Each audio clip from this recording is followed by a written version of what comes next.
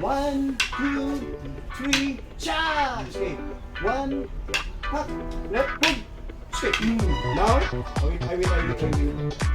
will practice also how to escape this. Cha! Right, 2, hand, hop, right, head, escape, back, 3, escape, back, back. Oh, hit that one. Step, step, down there.